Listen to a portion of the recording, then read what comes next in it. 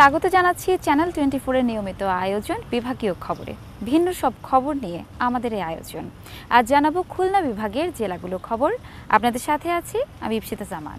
আওয়ামী লীগ সরকার পতনের পর খুলনায় পরিত্যক্ত অবস্থায় পড়ে আছে সাবেক মন্ত্রী, মেয়র ও সংসদ সদস্যদের 10টি বাড়ি, যেখানে সকাল থেকে মধ্যরাত পর্যন্ত থাকতো নেতাকর্মীদের ভিড়। এখন গত 4.5 মাস ধরে সেই বাড়িগুলোর ধারের কাছেও যাচ্ছে না কেউ। খুলনার ডুমুরিয়া সদরে সাবেক ভূমিমন্ত্রী নারায়ণ চন্দ্রের বাড়ি এটি। 5 আগস্ট হামলা ভাঙচুরের পর থেকে কেউ থাকে না এখানে। বাড়িটি রয়েছে তালাবদ্ধ। বাড়ির মালিক কারাগারে গত 7 অক্টোবর থেকে। এই বাড়িটি সাবেক ভূমিমন্ত্রী নারায়ণ চন্দ্রের বাড়ি। তবে 5 আগস্টের পর থেকে এই বাড়িটা পরিত্যক্ত অবস্থায় মতো পড়ে আছে, এখানে কেউ থাকে না। তো আগে যেমন জমজমাট ছিল, এখন কোনো লোকজন এখানে দেখা যায় না। পরিত্যক্ত থাকে। 5 তারিখের পরে আপনার আগুন ধরায় দিছিল, পুড়ে কালো টালো হয়ে গেছিল, ভাঙচুর চালানো হয়েছিল। কারা করেছিল এটা আমি সঠিক বলতে পারবো না। নগরীর টুটপাড়া এলাকায় খালি পড়ে আছে খুলনা 6 আসনের সাবেক এমপি আখতারুজ্জামান বাবুর বাড়ি। এছাড়া পাইকগাছা ও কয়রা উপজেলায় তার 2টি বাড়ি এখন পুরোপুরি ধ্বংসস্তূপ, পড়ে আছে পরিত্যক্ত অবস্থায়। সাবেক শ্রম প্রতিমন্ত্রী বেগম মন্নুজান সুফিয়ানের 2টি বাড়ি আছে নগরীর রেলিগেট এলাকায়, খালি পড়ে আছে 4 মাস ধরে। এই 2টা বাড়ি হলো বেগম মনোজান সুফিয়ান প্রতিমন্ত্রী, এখন সে নাই। এখন বাড়ি কেউই থাকে না। এখন বাড়িতে আর কে থাকবে, সবাই তো পলাতক। সাবেক মন্ত্রীর এই 2টো বাড়ি, এই বাড়ি অনেক কেউ থাকেন না। নগরীর কাস্টমস ঘাট এলাকায় সাবেক মেয়র তালুকদার আব্দুল খালেকের বাড়িতে শুনশান নীরবতা। গত 4 ও 5 আগস্ট কয়েক দফা হামলা, ভাঙচুর, অগ্নিসংযোগ ও লুটপাট হয়েছিল বাড়িটিতে। শেরেবাংলা সড়কে শেখ বাড়ি নামে পরিচিত খুলনা 2 আসনের সাবেক এমপি শেখ সালাউদ্দিন জুয়েলের বাড়িটি এখন পুরোপুরি ধ্বংসস্তূপ। সাবেক মেয়র তালুকদার আব্দুল খালেকের বাড়ি, খালেক সাহেবের বাড়ি। এখন কেউ থাকে না। আগে তো লোকজন থাকতো, এখন কেউ থাকে না। গাড়ি টাড়ি নিয়ে অনেক ভিড় হতো, সবসময় লোকজন থাকতো, তার সাথে পুলিশ টুলিশ থাকতো। ওই ভাঙচুরের পরে গাড়িতে দিয়ে দিয়েছে।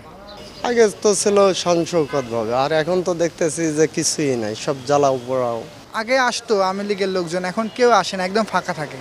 নতুন বাজার এলাকার এই বাড়ির মালিক জেলা পরিষদের সাবেক চেয়ারম্যান শেখ হারুনুর রশিদ। রাজনৈতিক পট পরিবর্তনের পর বাড়ি ছাড়েন তিনি। দাকপ উপজেলার রামনগর গ্রামে তালাবদ্ধ অবস্থায় রয়েছে খুলনা 1 আসনের সাবেক এমপি ননীগোপাল মণ্ডলের বাড়ি। এছাড়া কাস্টমস ঘাট এলাকার এই বাড়ির নিচতলা ও দোতলা ভাড়া নিয়েছিলেন খুলনা 4 আসনের সাবেক এমপি আব্দুস সালাম মুর্শেদি। আগস্টের উত্তাল সময়ে ভাঙচুর ও আগুন দেয় লোকজন। খালিশপুরে এই বাড়ির নিচতলা ও দোতলা ভাড়া নিয়ে থাকতেন খুলনা 3 আসনের সাবেক এমপি SM কামাল হোসেন। সাবেক 2 এমপির কেউ আর এখন থাকেন না সেখানে। বাড়িটা হচ্ছে কি খুলনা জেলা পরিষদের সাবেক চেয়ারম্যান শেখ হারুনুর রশিদ সাহেবের, ওনার বাড়ি আর কি। হারুন সাহেব নেই, উনি অসুস্থ, উনি বাইরে আছে, বলতে পারবো না সুনির্দিষ্টভাবে। হারুন সাহেবের পাসপোর্ট প্লাস হারুন সাহেবের ওয়াইফের পাসপোর্ট আর কিছু বিদেশি কিছু টাকা ছিল, এই আর কি, ইন্ডিয়ান রুপি টুপি এই ধরনের। সিজার লিস্ট করছে, সিজার লিস্ট করে থানা প্রশাসনের সিজার লিস্ট করে নিয়ে গেছে। সিজার লিস্টের সাক্ষীও আমি আছি আর কি। কামাল সাহেব 5 তারিখে আগে এখান থেকে চলে গেছে। বাড়িটা আমার নাম আব্দুর রহিম, উনি ভাড়ায় নিয়েছিল। এখন আর সাবেক জনপ্রতিনিধিদের এই বাড়িগুলোর ধারে কাছেও ভেড়ে না কেউ। মামুন রেজা, চ্যানেল 24, খুলনা। চুয়াডাঙ্গার দর্শনায় কেরু অ্যান্ড কোম্পানিতে চিনিকলের কেইন ক্যারিয়ারে আখ নিক্ষেপণের মাধ্যমে আনুষ্ঠানিকভাবে 2024-25 অর্থ বছরে শুরু হলো আখ মারাই মৌসুম। কোম্পানিটির 6টি ইউনিটের মধ্যে 5টি ইউনিট 2023-24 অর্থ বছরে 112 কোটি 7 লাখ টাকা মুনাফা করেছে। সবকিছু ঠিকঠাক থাকলে চিনিতে লোকসান কমিয়ে আনতে পারবে ঐতিহ্যবাহী প্রতিষ্ঠানটি, এমনটি আশা করছেন কর্তৃপক্ষ। বাংলাদেশের সবচেয়ে বড় চিনিকল চুয়াডাঙ্গার দর্শনা কেরোয়ান কোম্পানি। তো আমি এখন আছি কেরোয়ান কোম্পানির এই প্রাঙ্গণে। আমার ঠিক ডান পাশেই যেটি কেন ক্যারিয়ার, সেই কেন ক্যারিয়ারে আখ নিক্ষেপের মাধ্যমে আর একটু পরেই এই ঐতিহ্যবাহী দেশের সবচেয়ে বড় চিনিকল কেরোয়ান কোম্পানির 2024-25 আখ মাড়াই মৌসুম শুরু হবে। বাংলাদেশের সবচেয়ে বড় চিনিকল ঐতিহ্যবাহী কেরোয়ান কোম্পানির কেন ক্যারিয়ারে আখ নিক্ষেপ করে 2024-25 মাড়াই মৌসুমের শুভ উদ্বোধন করছেন বাংলাদেশ চিনি ও খাদ্য শিল্প কর্পোরেশনের চেয়ারম্যান ডক্টর লিপিকা ভদ্র। দর্শক মণ্ডলী, আমরা একটু কথা বলতে চাই ডক্টর লিপিকা ভদ্র। বাংলাদেশের এই চিনি শিল্পের ঐতিহ্য ফিরিয়ে আনতে আপনি কি কি পদক্ষেপ গ্রহণ করেছেন? প্রথম অবস্থায় তো আমরা 6টি মিল মাড়াই কার্যক্রমটা চালু, সামারিটা পাস হয়ে গেছে, কিন্তু আসলে এটার পেছনে যেটা অনেক দিনের পুরানো আমাদের সুদ রয়ে গেছে ব্যাংকের 5টা, ওই সুদটা যেটা ওইটা আমরা চেষ্টা করছি আপ্রাণভাবে আমাদের উপদেষ্টা মহোদয় মওকুফ করা, বা অ্যাটলিস্ট চক্রবৃদ্ধি না হয়, এটা চক্রবৃদ্ধি বাড়া সুদ, যে চক্রবৃদ্ধিটা না হলেও আমরা মোটামুটি এগিয়ে যেতে পারবো, এটা একটা। আর যেই মিলই আমরা চালু করতে যাচ্ছি শুধু চিনি না, চিনি নির্ভর থেকে আমরা চেষ্টা করছি যে ওইখানের এলাকায় যে জিনিসটা ফেমাস বা বেশি হচ্ছে, লাইক এখানে যেটা হচ্ছে সেটা সেই জিনিসটা আলু যদি হয় বা মসুরি যদি হয়, তো সেটার চাষ সেটা আমরা বিএডিসির কাছে বিক্রি করলাম বীজ হিসাবে। ওনারা পাশাপাশি ওরা করতেছে আপনাদের সার করে, তারপরে হচ্ছে ভিনিগার করে, তো অনেক ওনাদের কিছু তারপরে যেটা ফরেন লিকার ওইটা অটোমেশন করে ফেলছে। আমরা কেরোয়ান কোম্পানির ব্যবস্থাপনা পরিচালকের কাছে শুনবো এবার মাড়াই মৌসুমে তিনি কি পরিকল্পনা গ্রহণ করেছেন এই মাড়াই মৌসুম সফল করতে। আমাদের সাথে আছেন কেরোয়ান কোম্পানির ব্যবস্থাপনা পরিচালক রাব্বি খাচান। আমাদের এই দর্শনা মিলে আখ চাষিদের মাঝে আখগুলো কর্তন করা হতো হাসুয়া দা দিয়ে, যেটা আমরা এবার নতুনভাবে চিন্তাভাবনা করেছি যে কোদাল দিয়ে যদি আখটা কর্তন করা হয় তাহলে আমরা 3 থেকে 6 ইঞ্চি আখ বেশি পাবো, এতে আমাদের আখের ওজন বেশি হবে, আমরা চিনিও বেশি পাবো। আমরা গত বছরে 5100 একর জমিতে আখ রোপণ করতে সক্ষম হয়েছিলাম, এবার আমরা ইনশাল্লাহ প্রায় 6500 একরের কাছাকাছি যাব ইনশাল্লাহ। আমরা 70,000 মেট্রিক টন আখ 24-25 মাড়াই মৌসুমে মাড়াই করে ইনশাল্লাহ প্রায় 4000 মেট্রিক টন চিনি উৎপাদন করতে সক্ষম হব। এই চিনি কলের প্রাণ হলো আখ চাষি। তো আমার সাথে এখন আছেন কেরু চিনিকল জনের আখ চাষিরা, আমি কথা বলবো তাদের সাথে কি ভাবনা তাদের এই চিনিকলগুলো নিয়ে। বর্তমান যে প্রেক্ষাপটে বাজারে প্রত্যেকটা জিনিসের ঊর্ধ্বমুখী, এবং আমরা একসময় আখের মূল্য বৃদ্ধির জন্য সরকারের কাছে একটা প্রস্তাব দিয়েছিলাম 250 টাকা। তখন কিন্তু আমাদের টিএসপি সার ছিল 1000 টাকা, ইউরিয়া ছিল 700 টাকা, এমওপি ছিল 800 টাকা। কিন্তু যখন আমাদের আখের মূল্যটা 250 হয়েছে তখন কিন্তু প্রত্যেকটা দাম বৃদ্ধি পেয়েছে। বর্তমান যে চাষ প্রতিযোগিতায়, সেই প্রতিযোগিতায় আমরা আখ চাষ নিয়ে আর টিকে থাকতে পারছি না। তো আগামীতে যদি আখের মূল্য বৃদ্ধি না হয় আমরা আখ চাষ থেকে হয়তো হতাশ হয়ে যাব এবং পিছু হাঁটতে আমরা বাধ্য হব। দেখছেন যে কেনকেরিয়াটি ধীরে ধীরে গিয়ে সামনে আখ ক্রাশিং হচ্ছে, ক্রাশিং হয়ে তারপরে মিল হাউসে চলে যাচ্ছে। তখন ওখানে এই আখ রোলিং করে রস বের হচ্ছে, সেই রস জ্বালিয়ে গুড় হচ্ছে, গুড় থেকে চিনি হচ্ছে। দর্শক, আমরা আছি কেরোয়ান কোম্পানির চিনি কারখানার মিলস হাউসে, একেবারে টপে আছি। আমি আপনাদেরকে একটু দেখাই, আপনারা দেখবেন যে ঠিক আমার ডান পাশে পিছন থেকে যে আখগুলো ক্রাশিং হয়ে আসছে, সেই আখ থেকে কিভাবে রোলিং করে রোলারের মাধ্যমে রস বের হচ্ছে, এই রস থেকে কিভাবে চিনি হয় সেই প্রক্রিয়াটি আপনাদেরকে দেখাবো। আমার ঠিক বাম পাশেই আছে এই মিলস হাউস সক্রিয় করার জন্য যে চাকাগুলো আছে, আপনারা দেখছেন এখানে 8টি চাকা আছে এবং প্রতিটি চাকার ওজন 1000 মণ। এই চাকার সাথেই ঘুরছে কেরোয়ান কোম্পানির শ্রমিক কর্মকর্তা কর্মচারীদের রুটি রুজির জীবন জীবিকার ভাগ্যের চাকা। দর্শক, মিলস হাউস থেকে যে রস প্রক্রিয়াকরণ দেখলেন, সেই রস এখানে জুস ট্যাঙ্কিতে আসার পরেই গুড় হবে, সেই গুড় থেকে সর্বশেষ প্রক্রিয়ার মাধ্যমে বের হবে চিনি, যেটি আমার বাম দিকে আপনারা দেখছেন এইটি চিনির গোডাউন, এবং যেটি চিনির ফাইনাল আউটপুট এই সামনেই এখানেই আউটপুট হয় এবং সামনের এই গোডাউনেই চিনি বস্তাজাত করা হয়। তো অব্যাহতভাবে চিনি কারখানাটি যে লোকসানের কবলে আছে, এবার তার থেকে লোকসান কমিয়ে চিনি কারখানাটি মুনাফা করবে এমনটি প্রত্যাশা চিনিকল কর্তৃপক্ষের। রেজাউল করিম লিটন, চ্যানেল 24, চুয়াডাঙ্গা। বিজয় দিবসের উল্লাস ভাগাভাগি করে নীতি, ব্যতিক্রমী আয়োজন মোল্লা খাওন। গত 18 ডিসেম্বর ঝিনাইদহের কালীগঞ্জ উপজেলার কোলা বাজারে একসাথে খেয়েছেন প্রায় 10 থেকে 15,000 মানুষ। ব্যতিক্রমী এই আয়োজনে খুশি এলাকার মানুষ। সাদ্দাম হোসেনের পাঠানো রিপোর্টে বিস্তারিত। ডিসেম্বর মাস বিজয়ের মাস, আর এই বিজয়ের উল্লাসকে ভাগাভাগি করে নিতেই ব্যতিক্রমী এক আয়োজন করা হয়েছে মোল্লা খাওন। আর এই আয়োজন করেছেন ঝিনাইদহ জেলার কালীগঞ্জ উপজেলার জামাল ইউনিয়নের সাবেক চেয়ারম্যান নজরুল ইসলাম। তিনি প্রায় 15,000 মানুষের একবেলা খাওয়ানোর ব্যবস্থা করেছেন। আর তাই তো সকাল থেকে বিকাল পর্যন্ত ঢাক ঢোল পিটিয়ে কিন্তু মানুষকে জানান দেওয়া হচ্ছে যে এই ব্যতিক্রমে এই আয়োজনের। তো দর্শক চলুন দেখে আসি কী ধরনের আয়োজন রয়েছে এই মোল্লা খাওয়ানে।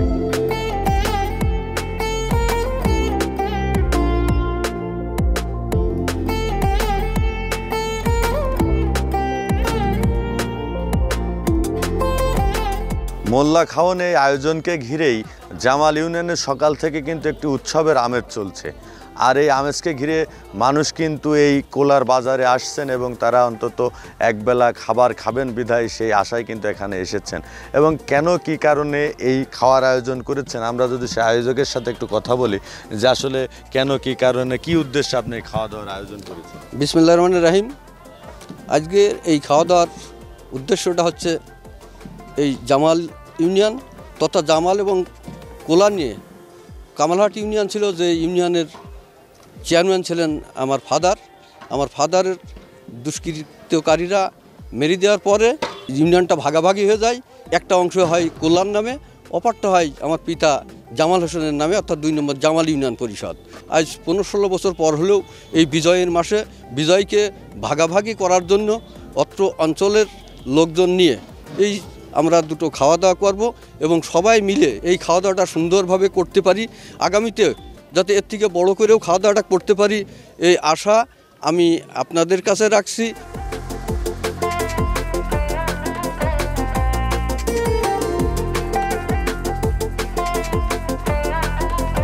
16 ডিসেম্বর বিজয়ের খুশি ভাগাভাগি করে নেওয়ার জন্য আমাদের চেয়ারম্যান, সাবেক চেয়ারম্যান নজরুল ইসলাম মোল্লা আমাদেরকে সবাইকে নিয়ে একত্রিত করে একবেলা খাওয়া দাওয়ার আয়োজন করেছে। এটা আমাদের সবার জন্য খুব উৎসবমুখরভাবে আমরা এটা গ্রহণ করেছি। কেউ গোশ রান্না করছি, কেউ ডাল চাল রান্না করছি।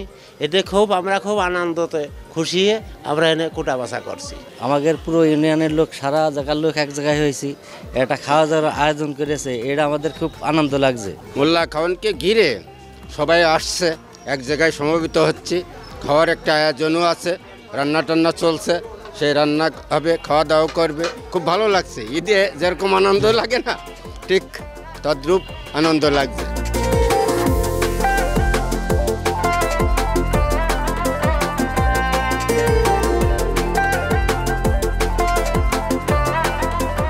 খিচুড়ি খেতে খুব ভালো লাগতেছে, খিচুড়ির ভিতরে মাংস দেওয়া আছে, খিচুড়ি খুব স্বাদ। শিশু থেকে বৃদ্ধ আমরা সবাই একসাথে খাওয়া দাওয়া করছি। যেমন ঈদের নামাজ একসাথে সবাই পড়া, গ্রামের মানুষজন সবাই একসাথে থাকা হয়, আজকে আমরা সেইভাবে আছি, খুবই ভালো লাগছে। এক জায়গায় বসে সবাই খাবার খাচ্ছে, আমরা সব দিক থেকে আনন্দিত। খোলা আকাশের নিচে শত শত মানুষ একত্রিত হয়ে তাদের উৎসব এবং আনন্দ ভাগাভাগি করে নিয়ে শীতের সন্ধ্যায় এই গরম যে ধোয়াটা খাবার তারা খেতে পেরে কিন্তু বেশ খুশি। এবং এই ধরনের কার্যক্রম যেন আগামীতে অব্যাহত থাকে সেটি কিন্তু তারা প্রত্যাশা করছে। আর এই ধরনের মিলবন্ধন যদি থাকে তাহলে আগামীতে সুখে সমৃদ্ধ একটি সমাজ ও দেশ গঠন হতে পারে বলে তারা প্রত্যাশা করছে। সাদ্দাম হোসেন, চ্যানেল 24, ঝিনাইদহ। দুধ, চিনি আর এলাচ দানার সমন্বয়ে তৈরি কুষ্টিয়ার ঐতিহ্যবাহী কুলফি মালাইয়ের স্বকীয়তা আজও ধরে রেখেছে তার উত্তরসূরিরা। বিনোদন স্পট তো বটই, বিভিন্ন অনুষ্ঠান কিংবা অতিথি আপ্যায়নে কুলফি মালাইয়ের জুড়ি মেলা ভার। এই কুলফি মালাই নিয়ে থাকছে প্রতিবেদন। কুষ্টিয়ায় ঐতিহ্যের অনেক কিছুই রয়েছে।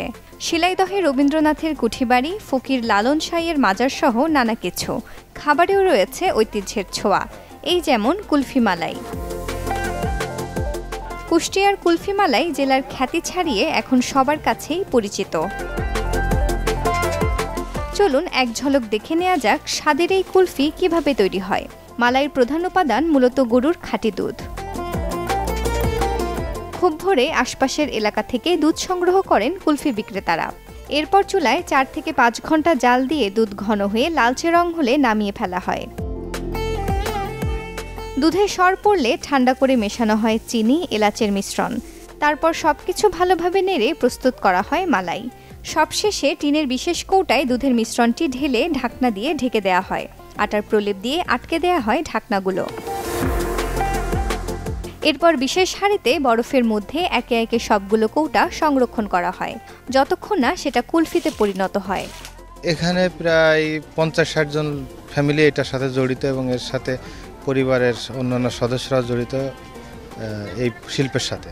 দেশের বিভিন্ন প্রান্ত থেকে আসে, যারা খায়, খেয়ে খুব মজা পায়, তখন এটার তারা অর্ডার দেয় এবং অর্ডার অনুযায়ী তাদেরকে এটা পৌঁছে দেওয়া হয় গন্তব্যে। এখন শীত মৌসুম, তো শীত মৌসুমে আসলে ঠান্ডাটা একটু কমই খায়, তারপর ওই মালাইটার চাহিদা অনেক বেশি। আপনি যত শীতই পড়ুক, যত ঠান্ডায় পড়ুক, কিন্তু চাহিদা প্রচুর। প্রতি মাসে মিনিমাম সর্বনিম্ন 1-2বার ঢাকা সিটিতে আমরা কুলফি নিয়ে যাই। আর এটা হচ্ছে বেশিরভাগই পিকনিক, বিয়ে, গায়ে হলুদ, জন্মদিন, অফিস কনফারেন্স সব ইত্যাদি যে কোনো অনুষ্ঠানে আমাদের মালাই লাগে বা আমরা দিয়ে আসি। একটা সুযোগ সুবিধা সরকার যদি আমাদেরকে দেয়, সেক্ষেত্রে আমরা একটু ভালোভাবে চলতে পারবো বা ব্যবসাটাকে একটু আগায় নিয়ে যেতে পারবো। সবাই আসলে এখানে এই কুলফি মালাইটাই খায়, তো আমরা চেষ্টা করি যে আসলে খুবই সেই মানে তারা যেভাবে নামটা করে আমরা সেই মান করেই এই জিনিসটা বানাবো, এবং যারা আসবে ওনারা খেয়ে যাবে, আরও সবাইকে উৎসাহিত করবে যে আপনারা শিলাইদহ হতে গেলে অবশ্যই কুলফি মালাইটা খেয়ে আসবেন। এই কাজগুলো করতে খুব ভালো লাগে, কিন্তু কষ্ট আছে, খাটনি আছে, সারাদিন চুলের পেটে থাকা লাগে, অনেক কষ্ট আছে, কিন্তু খাটনি হলো এটা হচ্ছে খুব ভালো, মানুষ খায়, প্রশংসা করে, এই জন্য এগুলো আমরা করি। শুক্র আর শনিবার আর কি স্কুল বন্ধ থাকে, সেই 2টা দিনই আমি এই গেটের সামনে আসলে বিক্রি করি, কুলফি মালাইটা বিক্রি করি। সেই 2টা দিনই আমি আমার আব্বু আম্মুকে একটু সাহায্য করি। যুগ যুগ ধরে কুষ্টিয়ার কুমারখালী উপজেলার শিলাইদহ আর উত্তরকয়া গ্রামের বাসিন্দারা এই কুলফি মালাই তৈরি করে আসছেন, কিন্তু সময়ের সাথে উপকরণের দাম বেড়ে যাওয়ায় ঐতিহ্যের এই খাবার টিকিয়ে রাখতে বেগ পেতে হচ্ছে কুলফি ব্যবসায়ীদের। Desk report, channel 24। শীতে ব্যস্ত শহরের রাস্তার মোড়ে প্রতিদিন 10 থেকে 12,000 টাকার পিঠা বিক্রি করেন যশোরের জহুরুন্নেসা, আর তার এই আয়ই চলে সংসার। যশোর থেকে ইমরান হোসেনের ক্যামেরায় তহিদুর রহমানের রিপোর্ট। শীত এলেই পিঠা পার্বণের উৎসব, গ্রাম বাংলার হাজার বছরের ঐতিহ্য। কিন্তু শহরের যে যান্ত্রিক জীবন, এই জীবনে এখন এসে এই স্বাদ শহরের মানুষের কাছে যেন দুঃসাধ্য হয়ে পড়েছে। কিন্তু ভোজন রসিক যে মানুষ যারা শহরে বাস করেন, তারা কিন্তু এই স্বাদ থেকে দূরে থাকতে নারাজ। তাই শহরে তাদের কথা চিন্তা করেই শহরের বিভিন্ন জায়গায় গড়ে উঠেছে পিঠাপুলির দোকান। শীত এলেই এই সব দোকানগুলি ভিড় জমে ওঠে বিভিন্ন ক্রেতাদের। এবং আমরা আজকে এসেছি যশোর শহরের অম্বিকা বসু লেনের একটি পিঠার দোকানে। এই দোকানে বিকাল থেকেই ভিড় লেগেই থাকে এবং বছরের 3 মাস এই দোকানে ব্যবসা করেন পিঠাপুলির, এবং সেই 3 মাসের আয়েই চলে কিন্তু তাদের সংসার। এখানে যারা আজকে পিঠা খেতে আসছেন, আমরা একটু জেনে নেব তারা এখানকার পিঠা সম্পর্কে তাদের মূল্যায়নটা কি। আচ্ছা, আপনি যে এখানে পিঠা খেতে আসছেন, কেমন লাগছে? স্বাদ আমার খুবই ভালো লাগে। আমরা অনেক বছর থেকে এখানে আসি, এখানে এসে এদের এই পিঠাটা খাই আমরা, আমাদের খুবই ভালো লাগে। এবং সন্ধ্যার পর থেকে দেখবেন যে আপনারা এখানে অনেক লোকজন খাওয়ার জন্য সিরিয়াল দিয়েছে, অনেকে সিরিয়াল দিয়ে পায় না, তারা মানে আশেপাশের মধ্যে এটা এদের খাবারটা খুব ভালো লাগে এবং এটাই আমরা খেতে আসি এখানে। আচ্ছা, উনি তো বললেন এখানে পিঠা ভিড় লেগেই থাকে, এই পিঠা তো অনেকেই বানায়, অন্য জায়গার থেকে এখানের বিশেষত্বটা কি মনে হয় আপনার? অন্য জায়গার থেকে ইনাদের পিঠা সব থেকে, যশোর শহরের ভিতরে ইনাদের পিঠা সব থেকে মজা খেতে, তাই আমরা সবাই খাই। মা করছি এখানকার পিঠে অনেক ভালো এবং অনেক বিক্রি হয়, আমরা পয় পরিষ্কারও আছে। এখান তো অনেক লোকই নেয়, আমরা তো প্রায় নিই, আবার লাইন পড়ে যায়, গাড়ি টাড়িও দাঁড়ায় থাকে নেওয়ার জন্য। যশোর শহরের অম্বিকা বসু লেনের এই পিঠার দোকানটি চালান জহুরুন্নেসা এবং তার ছেলে আজিজুর রহমান। আমি একটু এই জহুরুন্নেসার কাছে এই দোকানের গল্পটি শুনবো। এবং জহুরুন্নেসা, আপনি একটু আমাদেরকে বলেন যে এই দোকান যে পিঠা বিক্রি করছেন, এটা কিভাবে শুরু করলেন এবং কতদিন ধরে চলছে? বাবা, আমি 2 কেজি চাল নিয়ে ফুটপাতের রাস্তায় বইছিলাম, সরকারি জায়গায় বেচতে আল্লাহ আমারে এই পর্যায়ে এই পর্যন্ত। তারপরে যে আমি একা পারি না, আমার ছেলেরে নিয়ে, লোকজন নিয়ে আমি এইভাবে করতেছি 21 বছর। আল্লাহ দিলে আমার কোনো কষ্ট হয় না। আচ্ছা, আপনি এই দোকান আসলে বছরে কতদিন চলে এবং প্রতিদিন এই যে এখন শীতের মৌসুমে কত কেজি পিঠা আটা ব্যবহার করেন এবং কত পিঠা তৈরি করেন? 50 কেজি চাল চলে আমার, দিয়ে দুপি দিয়ে চিতে দিয়ে 2 পদে 50 কেজি চলে। 3 মাস আমার ব্যবসা, 3 মাস পরে আর বেচা কিনা হয় না, লোকজন আসে না। এর আগেই জহুরুন্নেসার কাছে আমরা যেটা শুনেছিলাম যে তিনি এই 3 মাস এখানে এই পিঠা বিক্রি করে যে টাকা আয় হয় তাই দিয়েই চলতে হয় সারা বছর, এবং তিনি তাতে সন্তুষ্ট এবং বলছেন যে এই 3 মাসে যে বেচা বিক্রি এই দোকানে হয় তাতে তার সারা বছর কোনো রকম চলার মতো টাকা তার হয়ে যায়। এইটার বড় কারণ হলো তার যে পিঠার স্বাদ সেটা আসলে সবার কাছেই একটু ব্যতিক্রমী মনে হওয়ার কারণে এই দোকানে ভিড় লেগেই থাকে, এবং সেই কারণে বিভিন্ন অঞ্চল থেকে বিশেষ করে বিকাল থেকে শুরু হয় ভিড় এবং সন্ধ্যার পরে এই ভিড়টা কিন্তু আরও বাড়তে থাকে। এবং আমরা যেটা শুনছিলাম যে এখানে পিঠা 2 ধরনের পিঠা তৈরি করছেন, চিতই পিঠা এবং ভাপা পিঠা। ভাপা পিঠা প্রতি পিস 20 টাকা এবং চিতই পিঠা 10 টাকা করে বিক্রি করেন। আমি একটু জহুরুন্নেসার যে ছেলে আজিজুর রহমান তার কাছে আমরা একটু জেনে নেব যে এই দোকান চালাতে গিয়ে তারা কিভাবে মানে কাজকর্মগুলো ভাগ করে করেন এবং বছরের বাকি সময় তারা কিভাবে কাটান। আমার দোকানে ধরেন বছর 3 মাসই চলে, আর ওই গরমের সময় পুরি চা এইসব টুকটাক বিক্রি হয়, আর এমনি এই 3 মাসেই আছে বেচা কিনা, আর ওই সময় আছে ওই টুকটাক কোনো রকম চা দিয়ে পুরি দিয়ে এগুলো বিক্রি হয়। 12 মাসই খোলা থাকে দোকান, কিন্তু ব্যবসা হয় আছে এই 3 মাসেই। আপনাদের পরিবারের সদস্য সংখ্যা কত যেত এবং সারা বছর এই কিভাবে চলে? আমাদের পরিবারের সংখ্যা আছে 6 জন। 6 জন আছে, তার মধ্যে আমি আর আমার মা, আমার বউ বাচ্চা আছে। ওই বাড়ি থাকি, কারোর কাছে জাতি হয় না আর কি, দারকজের জন্য নিজেরা যা ইনকাম করে আল্লাহ দিলেই চলে যায়। আমার দোকানের লোক আছে 4 জন কর্মচারী, এই 3 মাসের জন্যই খালি, আবার 3 মাস পরে তাকে ছুটি দিয়ে দিই, তারা আর এক কাজ করে বেড়ায়। স্বামী মারা যাওয়ার পরে জহুরুন্নেসা যখন চোখে মুখে অন্ধকার দেখছিলেন তখন সাহস করে রাস্তার পাশে ফুটপাতে বসে এই পিঠা বিক্রি শুরু করেছিলেন। পরিবারের যে সদস্যরা ছিল তাদের মুখে কোনো রকম ভাত কাপড় তুলে দেওয়ার জন্যেই সেখান থেকে তারা কিন্তু চেষ্টা করে যে অধ্যবসায় যে তারা যে পিছনে ফিরে না তাকিয়ে সামনে এগোনোর যে চেষ্টা করেন তার কারণেই কিন্তু তারা এখানে ঘুরে দাঁড়াতে পেরেছেন এবং এখন তারা তো স্বাবলম্বী হয়েছেন। সাথে এই প্রতিষ্ঠানে কিন্তু বলছিলেন যে আজিজুর রহমান যে এখানে আরও 4 জন শ্রমিক কাজ করেন, তারাও কিন্তু এইটার উপর নির্ভর করে চলছে। অর্থাৎ এই যে পিঠার দোকান, একদিকে এখানকার মানুষের যে পিঠাপুলির যে গ্রামের আবহমান বাংলার যে ঐতিহ্য সেই পিঠাপুলির স্বাদ মেটাচ্ছেন, একই সাথে তারা কিন্তু স্বাবলম্বী হয়ে সংসারেও হালও ধরেছেন। অর্থাৎ দুটো দিকেই তারা কিন্তু সমাজের জন্য উদাহরণ হিসাবে আমাদের সামনে দাঁড়িয়েছেন। কোনোটার নাম আন্দোসা, আবার কোনোটা দুধপুলি। রসে ভেজা চিতই পিঠা, পাটিসাপটা সহ নাম জানা না জানা অনেক পিঠা নিয়ে এসেছেন গ্রামের নারীরা। নড়াইলের ধোপাখোলা গ্রামে বসেছে নবান্ন উৎসব। রাত জেগে নিজের হাতে পিঠা বানিয়ে ভোরে নিয়ে এসেছেন নবান্ন উৎসবে, আর এই পিঠা বানাতে তাদের সাহায্য করেছেন শিশুরাও।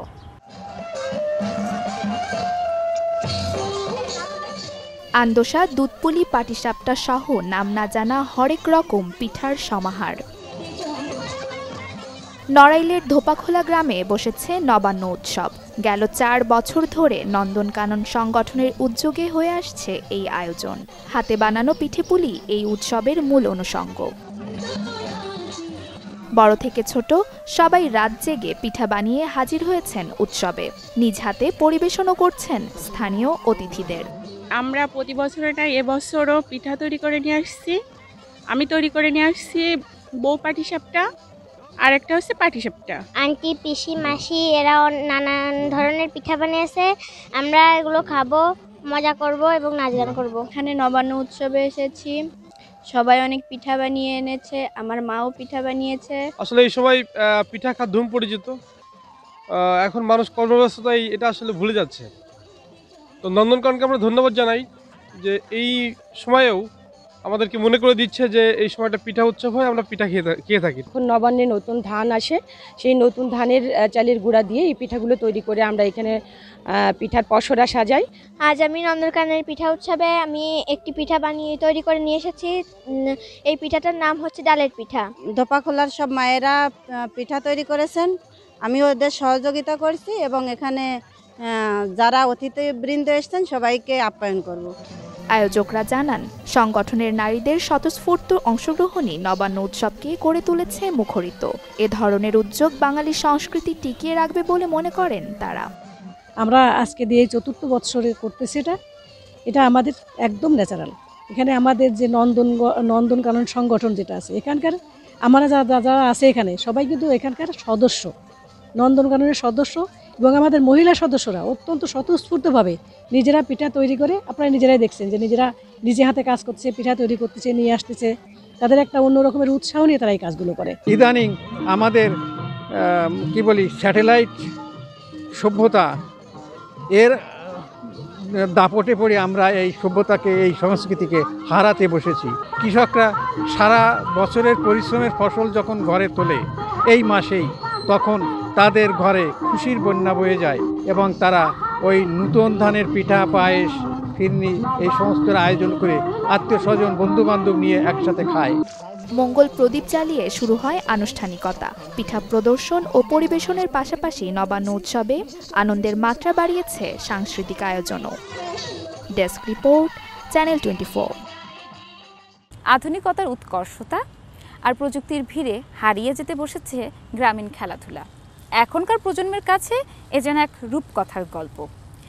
গ্রামীণ এ খেলাধুলার ঐতিহ্য ফিরিয়ে আনতে ও তরুণ প্রজন্মের কাছে পরিচিত করতেই মেহেরপুরের গারগাবাড়িয়ায় আয়োজন করা হয়েছে এ খেলাধুলার, যাতে অংশ নিয়েছে শিশু, কিশোর, যুবক থেকে শুরু করে ষাটঊর্ধ্ব বৃদ্ধরাও।